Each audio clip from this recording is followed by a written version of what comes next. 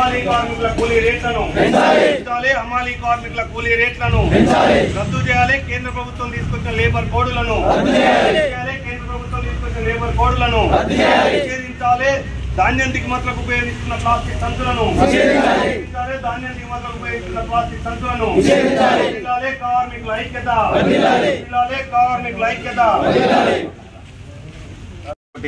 చేసుకున్నటువంటి హమాలీల కూలీ రేట్ల ఒప్పందం సంబంధించినటువంటి ముగుస్తుంది.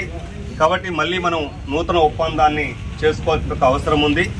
కాబట్టి మన డిమాండ్స్ ఏంటి అంటే ప్రధానంగా ఇవాళ అమ్మబోతే అడవి కొనబోతే కొరివి అనే చందంగా ప్రతి నిత్యావసర సరుకుల ధరలు మొత్తంగా ఉన్న ఆకాశాన్ని అంటినాయి.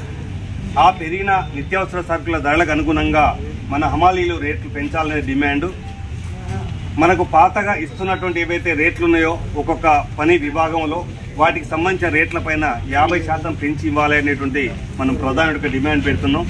రెండవది ఏంటి అంటే ఈ యొక్క మనకు ధాన్యం దిగుమతుల సందర్భంగా ఇక్కడ రైస్ మిల్లులలో మన హమాలీ కార్మికులకు చాలా అవస్థ అవుతుంది. ఈ ప్లాస్టిక్ బస్తాలు దిగుమతి చేయడం వల్ల ఈ ప్లాస్టిక్ బస్తాల వల్ల మనకు బరువు మూత ఎక్కువైపోయి మనం కనీసం భవిష్యత్తులో ఇంకా ఏ పని కూడా చేసుకోలేకుండా మన జీవితాలు మొత్తం కూడా కృషించి